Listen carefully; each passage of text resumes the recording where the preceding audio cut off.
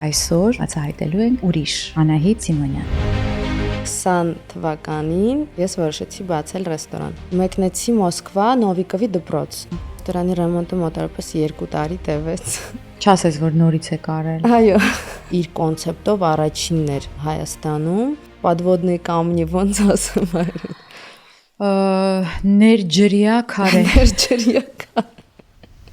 Շատ ներջրյա քարեր կան։ Ասացի պես բոլոր ասում են չի աշխատելու։ Արի ուտես, որ եղավ ուղիղ հակառակը ու շատ լավ եղավ։ Ռեստորանային բիզնեսը շատ բարդ է։ Ու ավելի բարդ, քան շոու բիզնեսը։ Այո, անընդհատ թափ ես փոխում։ Բայց ոնց է լինում, ասենք օրինակ ցնցուղի տակ մտածում ես, որ պիտի գլխարկների կրպակ բացես։ Մոտավորապես մի քանի ամիս հետո իրենք սկսեցին անել նույնը։ Դու էիր ամեն ինչ անում։ Համ խանութը, համ այսիրունը, համ հիմա այս արագ սննդի կետը։ Բավականին լավ էր աշխատում, այսիրուն էր կոչվում մեր on-line մոբիլ գեղեցկության սրահը։ Այդ ճանապարհին քարկոծումներ էլ եղան։ Ու ոնց որ հատուկ քեզ համար ստեղծես խոչընդոտներ, այն Մարիոյի աշխարհներն է ստեղծում, անցնում ես առաջ, նայած թե քանի կյանք ունես։ Իմ հայրը տղայի պես է մեզ մեծացրել, պատրաստական կյանքի յուրաքանչյուր հարվածներին։ Անահիտ, հնարավոր է մի օր հենց Արմանի համար էստեղ եկող Անահիտը վերցնի Արմանին ու ետ գնա Հայաստան կամ մեկ այլ երկիր, ինչպես ասացիր։ Ես շաբաթը մեկ անգամ ելույթ եմ ունենում հենց ամերիկյան ջազ ակումբում։ Դա ինչ գործ է։ Մոռացել էինք դրա մասին խոսել։ Սիրելիներս, եթե դուք կարծում եք ես հոգեբան եմ, իսկ Անահիտն է իմ հաճախորդը, ապա դուք չարաչար սխալվում եք։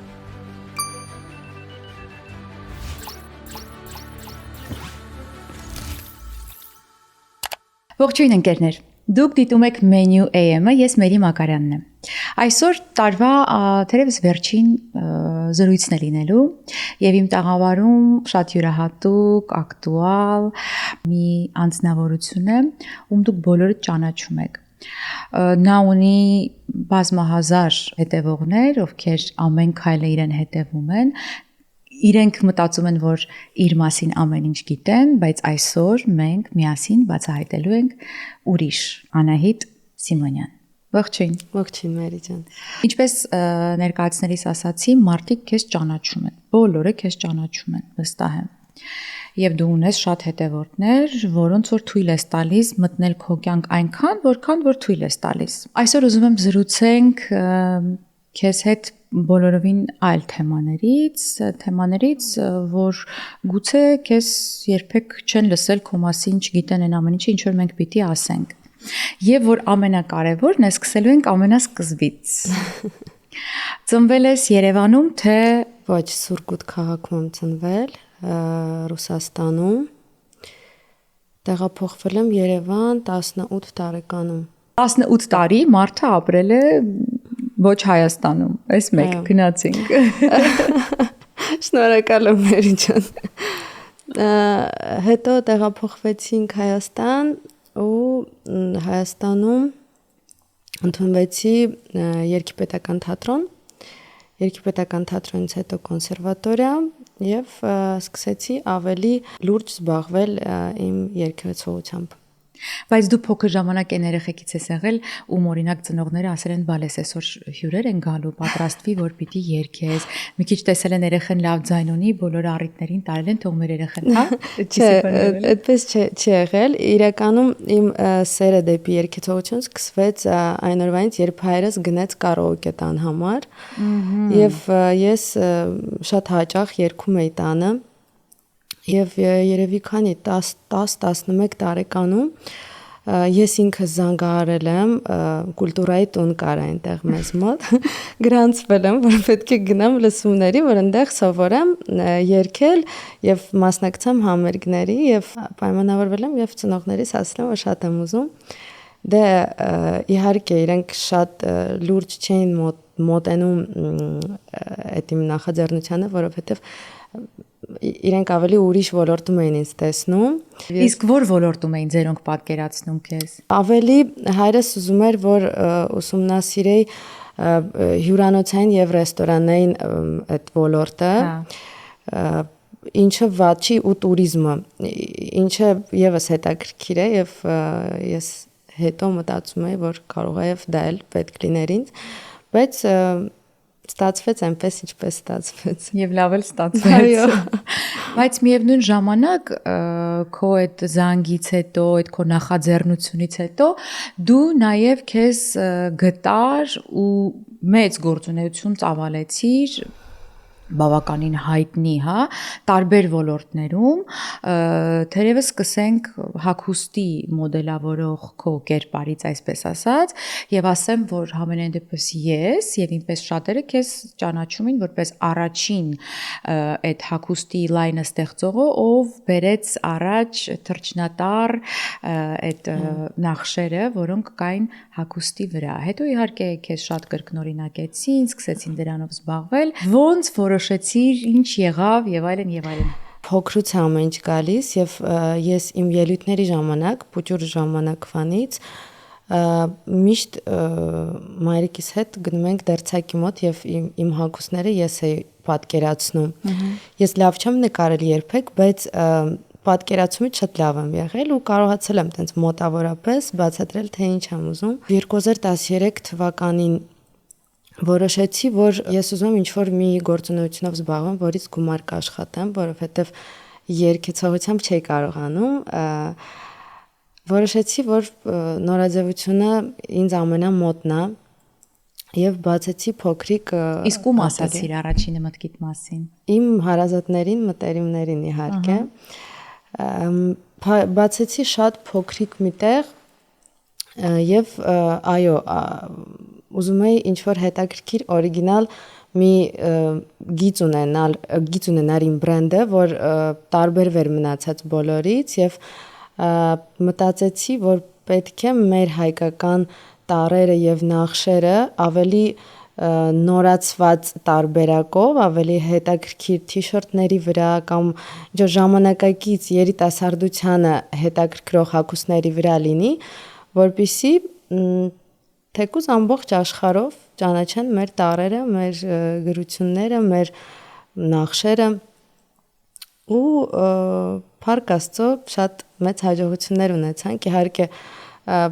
այդ ճանապարհին քարկոծումներ էլ եղան։ Մարդիկ կային, որոնք որ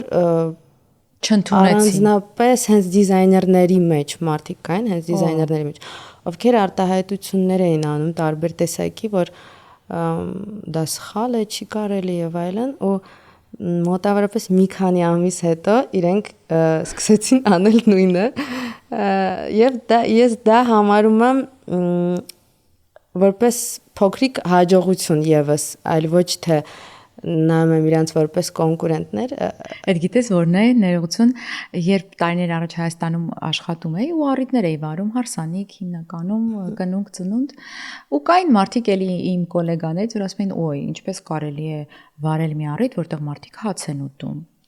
Հետո երբ որ ես արդեն այստեղ էի, արդեն էլ խանգարող բան չկար, ես գիտեմ, որ շատ-շատերը գնացել են ու սկսել են անել ինչ որ ես եմ արել,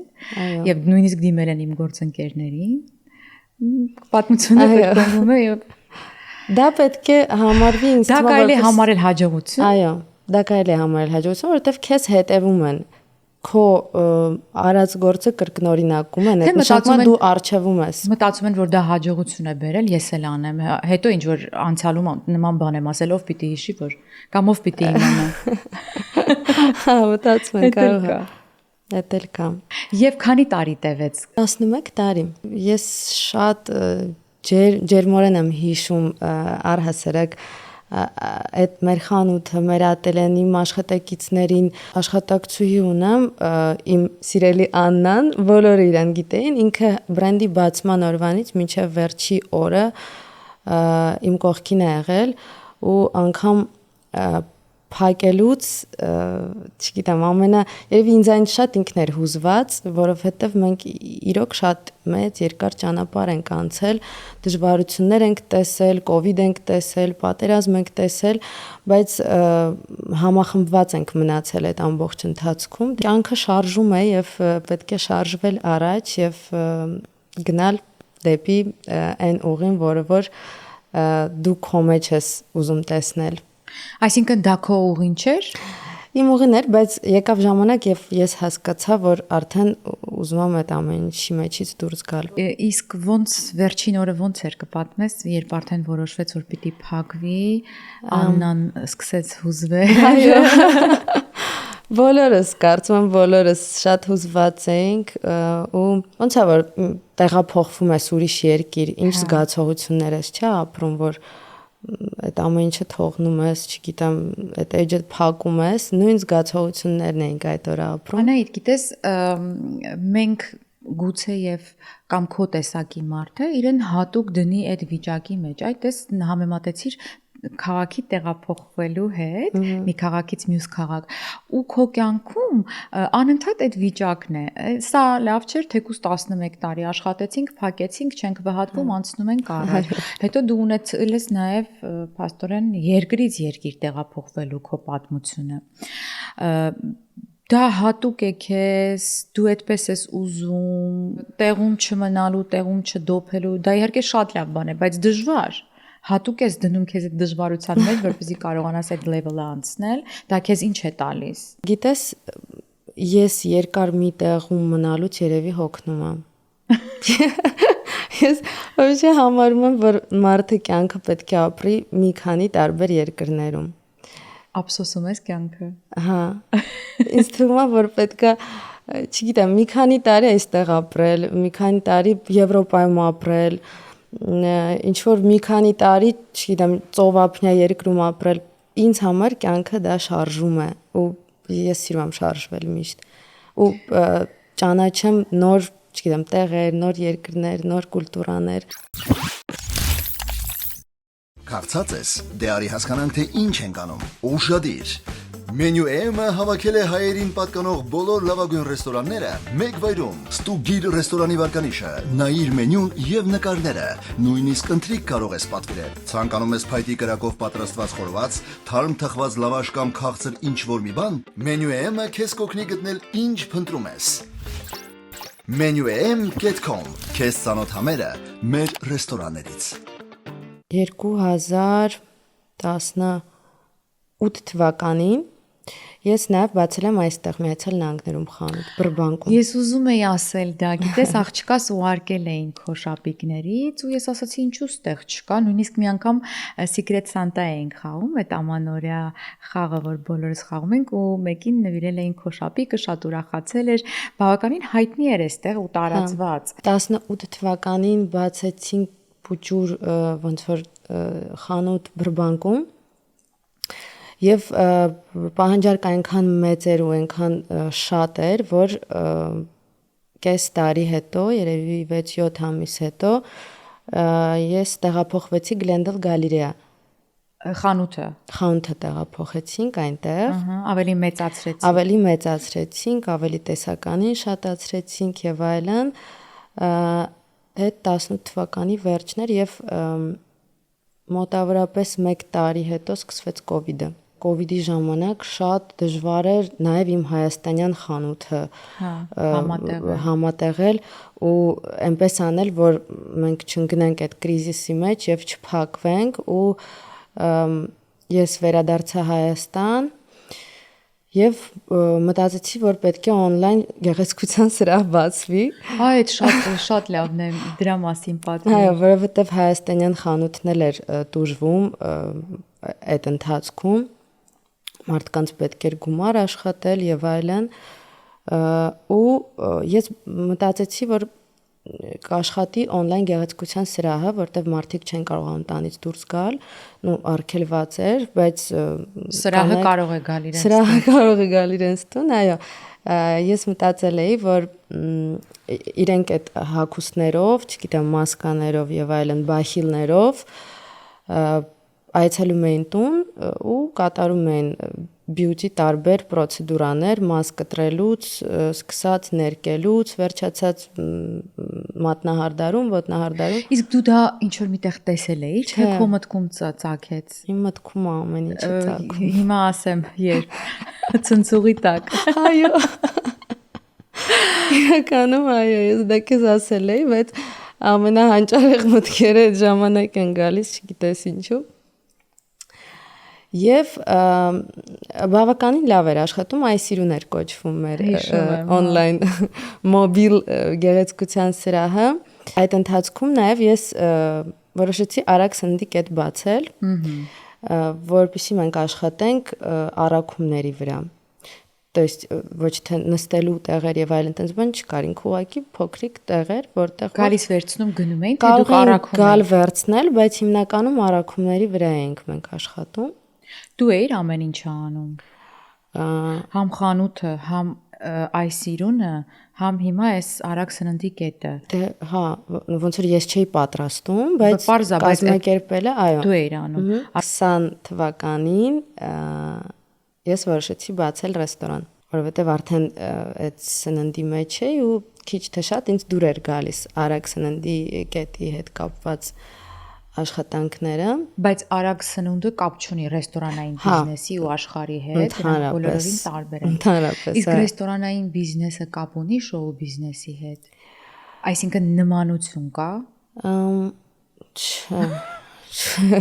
Չէ, ինձ թվում է չէ, որովհետև ռեստորանային բիզնեսը շատ բարդ է, շատ։ Ու ավելի բարդ, քան շոու բիզնեսը։ Այո։ Միանշանակ։ Մի հատ ուզում եմ խորանանք։ Միանշանակ, երբ որ ես որոշեցի ռեստորանը, որ պետք է ռեստորան բացեմ, առհասարակ այն ինչով որ ես սկսում եմ զբաղվել, ինձ հետաքրքրում է հենց ներսից, ես ուզում եմ այդ սովորել։ Ահա։ Մեկնեցի Մոսկվա Նովիկովի դպրոց, հայտնի ռեստորատոր, այստեղ էլ իդեպ Բևերլի Հիլզում իր ռեստորաններից մեկը կա։ Այո։ Ինքը ուներ կուրս, որը սովորեցնում էր, թե ինչպես 0-ից բացել ռեստորան։ Ու այնտեղ ամեն ինչ բացատրվում էր ամենամանրուքներից մինչև։ Ինչքան տևեց կուրսը։ Մոտավորապես 2 ամիս։ 2 ամիս Մոսկվայում էր, հա։ Վերադառնալուն պես, բայց արդեն սկսել էինք ռեմոնտի աշխատանքները, ռեստորանի ռեմոնտը մոտավորապես 2 տարի տևեց։ Վերանորոգումը տևեց 2 տարի, ինչու՞։ Որովհետև այդ ընթացքում, որ ես գնացի սովորելու Նովիկովի դպրոց, ես արդեն սկսել էի վերանորոգումը ուրիշ ոճի մեջ։ Չասես, որ նորից է կարել։ Այո։ Վերադարձա եւ բոլորովին, չգիտեմ, հիմքից սկսած փոխեցի ոճը ու կոնցեպտը։ Ես ավելի ուրիշ ձև էի ամենասկզբից պատկերացնում, բայց Նովիկովից հետո հասկացա պլյուսները եւ մինուսները համեմատեցի եւ հասկացա, որ պետք է փոփոխենք։ Իսկ արդյոք այն կրթությունը, որ դու ստացար Նովիկովի դպրոցում, հետո հանգիստ կարող ես կիրառել ռեստորանային բիզնեսում։ Չէ, իրականում շատ բան տալիս է այդ դպրոցը, բայց պրակտիկայի վրա դու տեսնում ես բոլորովին ուրիշ պատկեր ու կարծում եմ, որ Ռուսաստանում մի քիչ ուրիշ է բիզնես, ռեստորանային բիզնեսի ոլորտը, Հայաստանում բոլորովին ուրիշ։ Ամեն ինչ ինձ թվում է փորձի վրա է։ Մեկը այդ փորձը շատ կարևոր է, պիտի մտնես մեջը,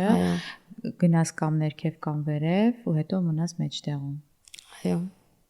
Շատ դժվար է ռեստորանային բիզնեսը, ինձ ուղղակի այսպես կամես։ Դու պետք է ոչինչով չզբաղվես ու բոլորովին ամբողջովին տրվես դրան։ Տրվես, այո։ Որոշեցի, որ ուզում եմ հունական ռեստորան լինի, որովհետև ինքը իր կոնցեպտով առաջինն էր Հայաստանում, որպես առաջինը հունական ռեստորան, իր շատ համեղ խոհանոցով եւ երկրորդը այդ ափսեների կոտրելու տրադիցիայով մենք ունենք պարային շոու ծրագիր, որտեղ այդ բաժակի վրա պարում են, պարողները տղաներ էին եւ այլն։ Հետո վերցնում խմում են, Հետո վերցնում խմում են։ Կային լավ պարողներ։ Այո, ունենք, իհարկե ունենք լավ պարողներ։ Չէ, խումբ ունեիք, պարզեն, բայց հետո հյուրերի մեջ կային, որ ասեն գալիս են։ Հյուրերին խումբը հանում էր, պարացնում էր ու իրենց բռնում էր ձեռքերից ու այդ բաժակի վրա յուրաքանչյուր մարդ կարող էր կդտվել, այո։ Կապված, ասենք, չգիտեմ, կասայի հետ, մնացած բոլոր հարցերը, ինչը որ կա ռեստորանի մեջ, սկզբից մինչև վերջ, ամեն ինչով դու ես զբաղվում։ Դե բնականաբար չէ, ես ունեի հաշվապահներ, ունեի տնօրեն։ Քո աչքի տակով է։ Այո, որովհետև շատ ռեստորանային բիզնեսը պահանջում է, որ դու լինես մեջը, որովհետև այնտեղ շատ подводные камни, ոնց ասում են։ Ներջրյա քարե։ Ներջրյա քարեր։ Շատ ներջրյա քարեր կան ռեստորանային բիզնեսում, որտեղ առանձին պետք է խոհանոցին հետևես, առանձին պետք է բարին հետևես, ընդհանուր սպասարկմանը պետք է հետևես, մենեջերների աշխատանքին, տնօրենի աշխատանքին, մատուցողների բարեհամբույր լինելուն, մի խոսքով շատ բարդ բիզնես է ու ես խորհուրդ չեմ տա։ Ես որ չեմ մտնի ռեստորանային բիզնեսի մեջ։ Այսինքն եթե դու չվաճառեիր այդ բիզնեսը, դու մեկա փակելու էիր։ Կձգեի ինչքան որ կկարողանայի, բայց ինձ թվում է ավելի հա, որովհետև տուժվում էր իմ մնացած բոլոր գործունեությունները։ Տուժվում էր իմ բրենդը, արագ սնունդը եւ այդ ընթացքում ես նաև Այսիրունը սարքեցի իրական գեղեցկության սրահ, սալոն ու այդ սաղ բիզնեսներին կառավարել եւ այնպես անել, որ բոլոր տեղերում լինի, չգիտեմ, բարձր որակ ու ճիշտ սպասարկում շատ դժվար էր։ Ռեստորանային բիզնեսը կարծում եմ ավելի հարմար է այն մարդկանց, ովքեր որ ընտանիքով կզբաղվեն։ Այսինքն օգնող ձեռքեր կլինեն։ Օգնող ձեռքեր կլինեն, այո, եթե կան ընտանիքի անդամներ, օրինակ ես ձեր ոդկասթն էի նայում Նորոյի հետի առավոտյան, գիտեմ, որ ոնց հասկացա Նորոյի հայրիկը ներգրավված է ռեստորանի մեջ։ Այո, եւ ինքը նաեւ ունի գործընկեր, այսպես ասած, Վանեն, որի հետ եւս զրույց ենք ունեցել, ինքը մեզ ասաց, ու Նորոն այստեղ հիշում եմ ասում էր, որ ես այնքան քիչ բան եմ արել, իմ փոխարեն շատ մարդիկ անում են, օգնում են, շնորհակալ եմ բոլորին, այո, բայց Անահիտ, չէ՞ որ դու այդքանը պիտի գոնե պատկերացնեիր սկսելուց առաջ, որ քեզ օգնող ձեռքեր են պետք, որ դու մենակ չես կարող, թե դու այն մարդկանցից ես, որ ասում ես, չէ, ես մենակս կանեմ, ես մենակս կանեմ։ Ես ոչ թե մենակս, ես կարծում եի, որ հնարավոր է գտնել վստահելի մարդիկ ու ճիշտ ամեն, չգիտեմ, աշխատանքի ինչ որ բաժին կունենա իր ճիշտ մենեջմենտը, այսինքն շեֆ խոհարար կզբաղվի խոհանոցով, բար մենեջերը բարով, տնօրենը ընդհանուր սրահով, իմ կողմից էլ ինչ որ պետք է վերահսկելու հետ կապված, ես կկարողանամ անել, բայց շատ դժվար էր, շատ։ Դու անընդհատ թափ ես փոխում, անընդհատ ինչ որ մի բան դուր չի գալիս, ինչ որ միտեղ, չգիտեմ, կարող են խաբել եւ այլն, շատ է լինում ռեստորանային բիզնեսում։ 2 տարի անց փակվեց նաև Յասուն ու դու որոշեցիր, որ պիտի տեղափոխվես Միացյալ Նահանգներ, թե միանգամից չեղավ։ Իրականում այդ ամեն ինչը ես փակել եմ այստեղ գալուց առաջ։ Խանութը, Արագ սննդի կետը, Այսիրունը եւ Յասուն։ Այո։ Քեզ կարելի է լրիվ անվանել business lady։ Ես նաև կեպկաների կրպակ եմ ունեցել, դա էլ ինձ մոտ այդ միտքը հենց ծնվեց, ես միանգամից ուզեցի իրագործել, Դուբայում էի տեսել նման կեպկա գրվածքով, ինքը երկաթից գրվածքներ էր, ինտերնետում սկսեցի ուսումնասիրել այդ ստանոկը, որը որ տեղում արտադրում է, գրվածքը տպում է այդ երկաթի վրա։ Ահա։ Պատվիրեցի այդ սարքը Չինաստանից։ Թանկեր։ Չէ, թանկ չէր, մոտավորապես $300 էր։ Դրեցինք մեր Մալիբուի այգում, Երևանի, հենց կենտրոնում, ու մարդիկ մոտիկանում էին իրենց ուզած գրվածքով, մարդ կար իր անուններ գրում, մարդ կար, ասենք, իր տեղում դա ստանում էր այդ գրվածքը ու կպնում էր կեպկային։ Բայց ո՞նց է լինում, ասենք օրինակ ցնցուղի տակ մտածում ես, որ պիտի բանը գլխարկների կրպակ բացես ու ինչ դուրս ես գալիս, չորանում ես, հետո ում ես զանգում։ Գիտես շատ արագ եմ սիրում ամեն ինչ անել, շատ։ Նայր, մարդիկ խոսում են, չէ, օրինակ հարցազրույցներ տալիս, շատ ավելի հետաքրքիր է լսել պատմություններ, ոնց եղավ, ինչ եղավ, ում զանգեցիր, ինչ ասաց, մեկը գուցե ասել է, գժվել ես, էլի մի բան մտածել ես, մեկը փակվելու է, չգիտեմ, այդ դրանք են հետաքրքիր։ Իրականում ես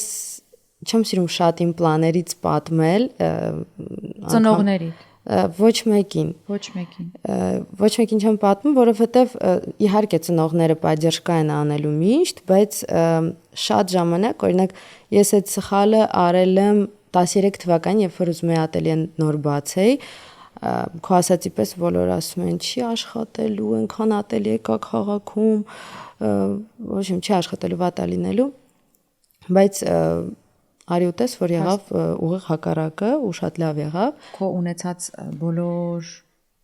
մասնագիտությունները, այսպես ասած, որ դու ուսումնասիրեցիր անցար առաջ, միջով անցար, կա մի բան, որի համար ամենաշատն ես ափսոսում։ Երևի չէ, որովհետև այն ամեն ինչը, որ ես սովորել եմ, ինչը ուսումնասիրել եմ, ինչի մեջով որ անցել եմ, դա իմ կյանքի օպուտն է, փորձը։ Ինձ թվում է դրանից հետաքրքիր բան չկա այս աշխարհում, որ նոր բաներ ուսումնասիրես, նոր ինչ որ գործի մեջ մտնես, թեկուզ ստացվի կամ չստացվի, բայց այդ ամեն ինչի մեջով անցնես։ Ես սիրում եմ միշտ նոր բան սովորել։ Բայց մտածում ես, որ դե լավ, սա փակեմ, հետ մեկը պիտի նոր մի բան անեմ։ Իմ բնավորությունը ես գիտեմ, ես չեմ կարող տեղում նստել, հեսա մի բան մտքումս կգա ու ես էլի մի բան կանեմ։ Ոչինչ, Անահիտ ջան, գնա առաջ, խոսում ես քեզ հետ այդպես։ Հա, իհարկե։ Իմ կյանքում իրականում շատ տարբեր իրադարձություններ տեղի ունեցան ու շատ ուժեղ հարվածներ եղան, բայց այդ ամեն ինչից ես ավելի ուժեղացամ։ Էլ տեղ չկա Անահիտ։ Հա։ Չէ, իրականում ես շատ ուրախ եմ, որ ես այսօր ունեմ այս բնավորությունը,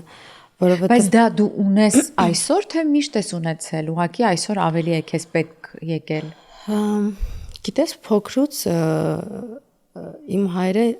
շատ sense տղայի պես է մեզ մեծացրել, պատրաստական կյանքի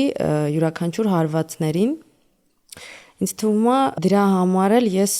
բոլոր հարվածները կարողացել եմ իմ կյանքում պահել եւ չկոտրվել, առաջինը հենց իմ տղայի համար, որովհետեւ այսօր մենք իրար ունենք։ Ես իրան ինքը ինձ ու վсё։ Դրա համար պետք է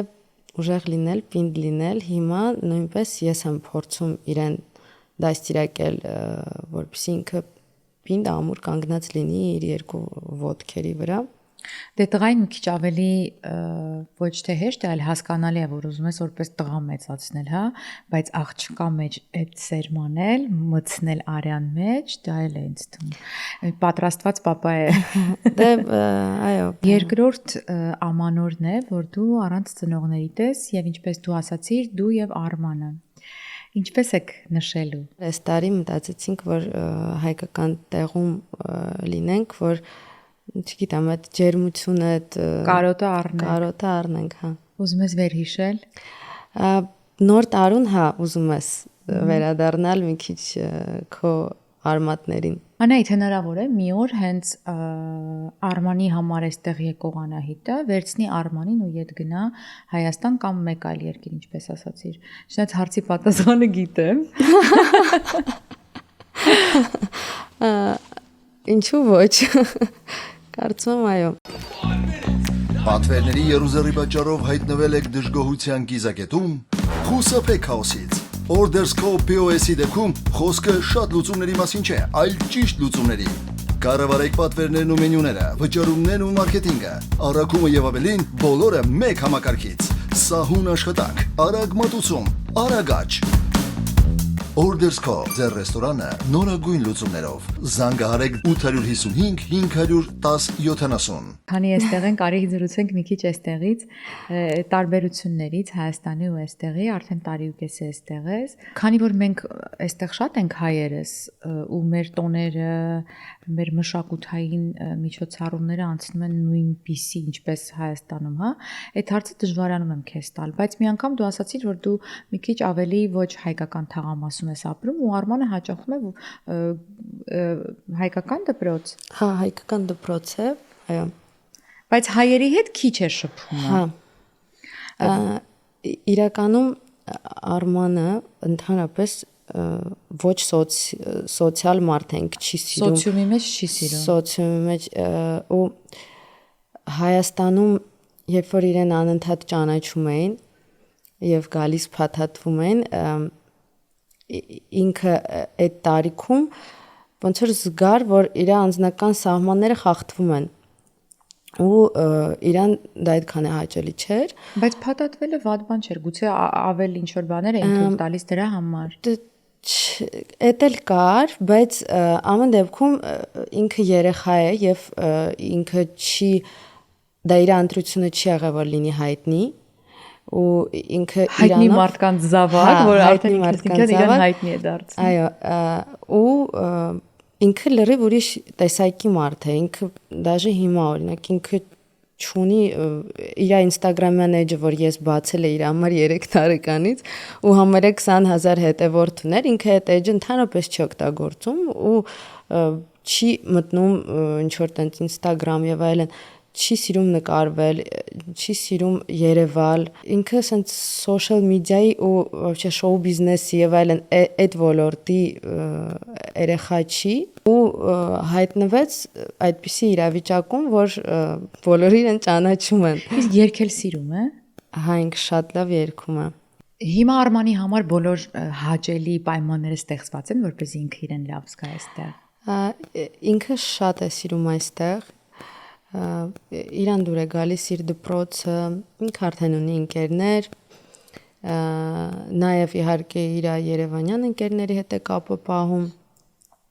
Իսկ ինչ պիտի դառնա։ Դեռ չի որոշել։ Ինքը շատ լավ երգում է, բայց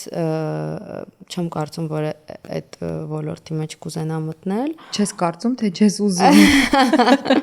Չեմ կարծում։ Այստեղ շրջապատդ փոխվել է։ Ես այստեղ ունեմ ընկերներ, ում հետ 10 տարուց ավելի ընկերություն եմ արել եւ անում շատ մեծ չի իմ այստեղի շրջապատը։ Այստեղ գործունեություն ծավալելու համար ինձ թվում է շրջապատ է պետք, ընկերներ են պետք, մարդիկ ովքեր քո կողքին կլինեն, կօգնեն քեզ։ Քանի որ ասացիր, որ քիչ են,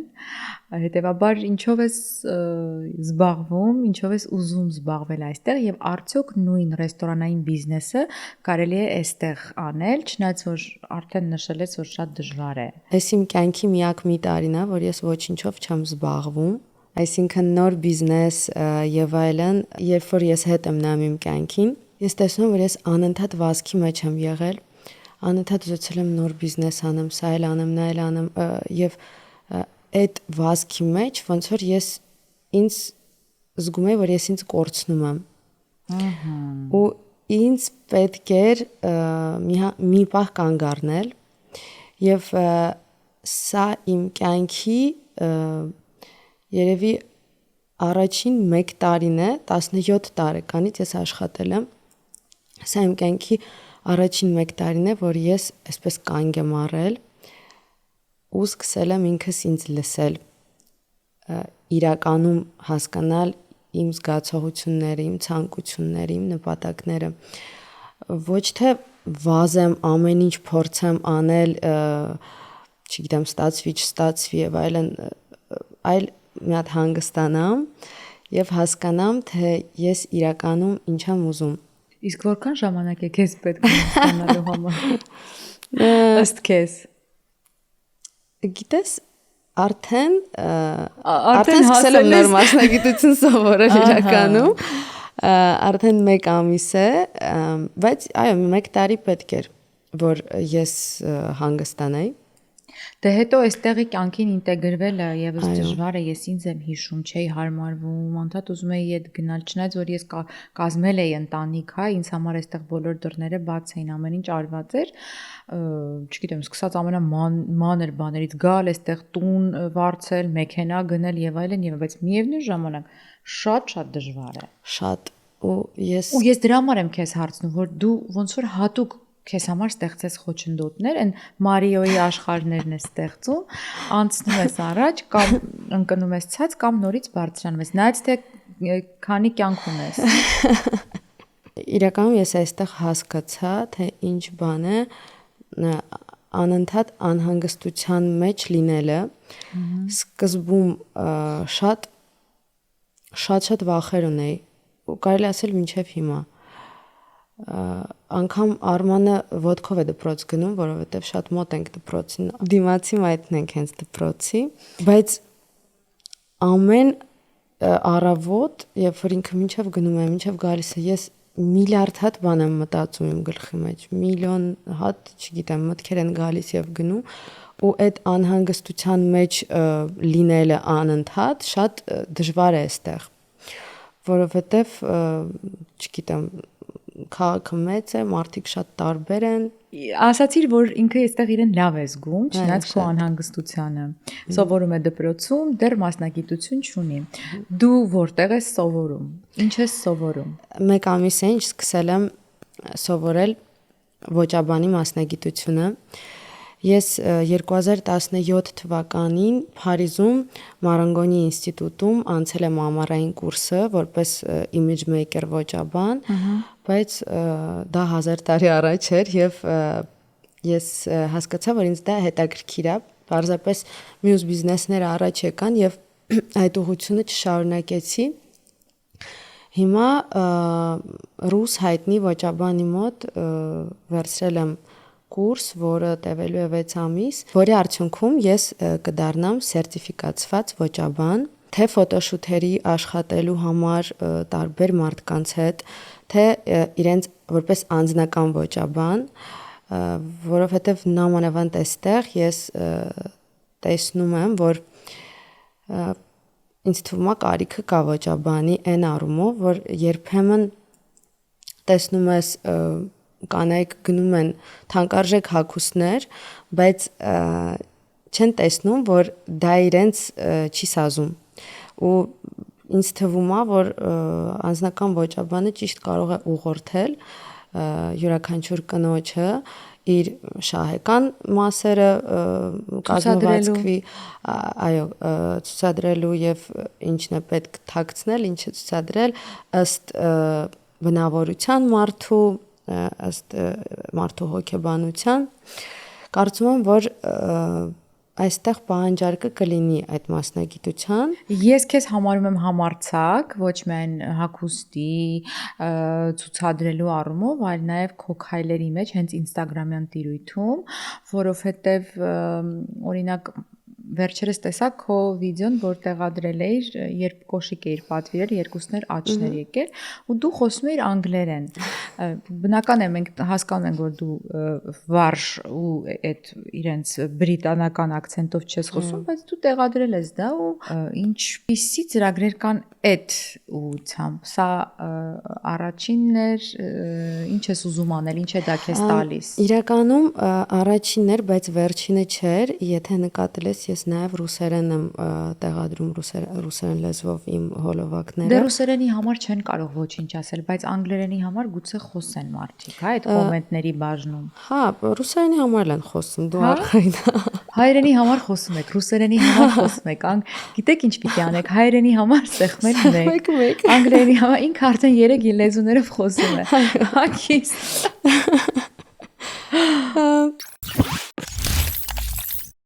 Կարծած ես, դե արի հասկանանք, թե ինչ ենք անում։ Ուշադիր։ Menu AM-ը հավաքել է հայերին պատկանող բոլոր լավագույն ռեստորանները մեկ վայրում։ Ստուգիր ռեստորանի վարկանիշը, նայիր մենյուն եւ նկարները, նույնիսկ ընթրիք կարող ես պատվիրել։ Ցանկանում ես փայտի կրակով պատրաստված խորված, թարմ թխված լավաշ կամ քաղցր ինչ-որ մի բան, Menu AM-ը քեզ կօգնի գտնել ինչ փնտրում ես։ menuam.com Քեզ ծանոթ համերը մեր ռեստորաններից։ Դու շաբաթը մեկ երգում ես մի ռեստորան ակումբում, հա, այսպես ջազ ակումբում, որը բոլորովին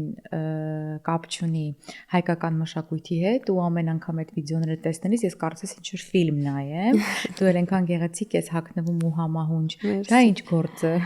Մոռացել էինք դրա մասին խոսել։ Իրականում ես միշտ եմ նշել եւ ասել, որ ինձ համար երգելը եւ առհասարակ բեմում կանգնելը ինձ շատ է ոգեշնչում։ Այո, ես շաբաթը մեկ անգամ ելույթ եմ ունենում հենց ամերիկյան ջազ ակումբում, որտեղ գալիս են երաժիշտներ, տարբեր երաժշտություն սիրող մարդիկ, տաղանդավոր մարդիկ, գալիս է այնպիսի հանդիսատես, որ քեզ չի գնահատում ըստ քո տեսքի կամ ըստ քո հագած հագուստի։ Սա այն հանդիսատեսն է, որ քեզ լսում է վերջապես, Որովհետև այն հագուստը, որ դու կրում ես, դա բեմական նորմալ այդ ակումբի համար հագուստ է, այսինքն դրա վրա նայելու ասել, «Էս ինչ է հագել», տեղ չկա էլի, որ բռնեն։ Պատվերների երուզերի պատճառով հայտնվել եք դժգոհության կիզակետում, խուսափեք քաոսից։ Ordersco POS-ի դեպքում խոսքը շատ լուծումների մասին չէ, այլ ճիշտ լուծումների։ Կառավարեք պատվերներն ու մենյուները, վճարումներն ու մարքեթինգը, առաքումը եւ ավելին, բոլորը մեկ համակարգից։ Սահուն աշխատանք, արագ մատուցում, արագաճ։ Ordersco ձեր ռեստորանը նորագույն լուծումներով։ Զանգահարեք 855 510 70։ Դու Արմանի համար ես մտածում, փորձում ես իր համար ինչ-որ մի բան ստեղծել, որպեսզի թողնես, դա նորմալ է, բնական է, իսկ դու Ես ինձ պատկերացնում Իտալիայում մեծ տարիքում կուզենամ այնտեղ մեծանալ։ խոսել իտալերեն, Պարտադիր չի իտալերեն, անգլերեն ինձ թվում է հերիքը, բայց լինել այնտեղ, որտեղ տարիքը դեր չի խաղում։ Օրինակ, այստեղ Միացյալ Նահանգներում էլ է այդպես ու ինձ շատ դուր է գալիս, որ տարեց մարդկանց չեն արդեն տենց համարում, որ իրանք տենց մեծ են, всё յուրաքանչյուր տեղ անգամ գիշերային ակումբում կարող ես հանդիպել տարեց մարդկանց ու զույգերի եւ իրանք շատ ուրախանում են, շատ լավ ժամանակ են անցկացնում եւ ոչ մեկ իրենց թարս չի նայում։ Երկրներ կան, որտեղ թարս կնայեն։ իսկ Հայաստանում առհասարակ տարեցները մի քիչ ավելի իրենք ընդամենը տատիկ պապիկ են, որոնք պիտի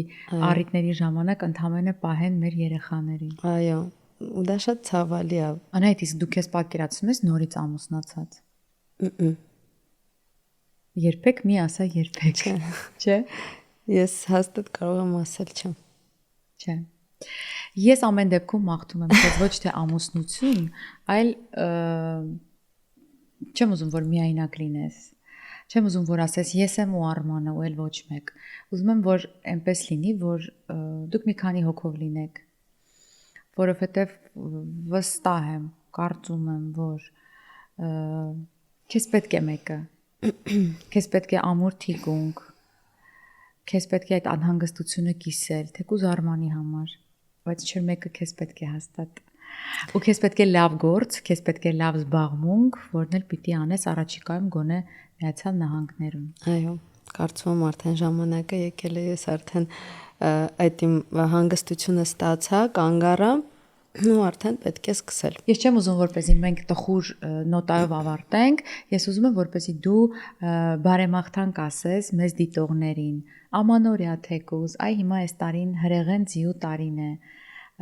ինչ կմաղթես։ Ես կմաղթեմ մեզ դիտողներին, որպեսզի ով ինչ երազանք եւ նպատակ ունի 2026 թվականի հետ անպայման իրականանա, լինեն առողջ, երջանիկ եւ հաջողակ եւ լինենք բարի միմյանց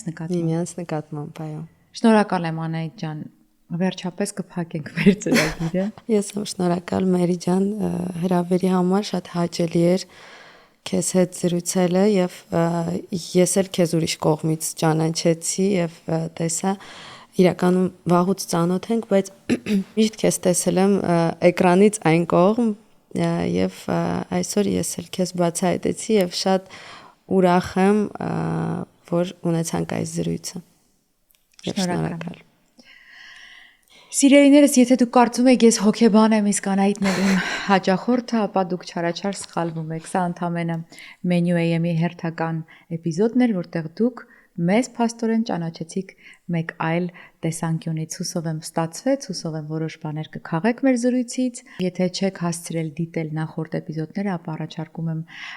միանալ մեր Instagram-յան եւ Facebook-յան տիրույթներին եւ իհարկե YouTube-ում դիտել ամեն երկուշաբթի ուրբաթ ժամը 5:00-ին։ Մնացեք խաղաղությամբ, կհանդիպենք։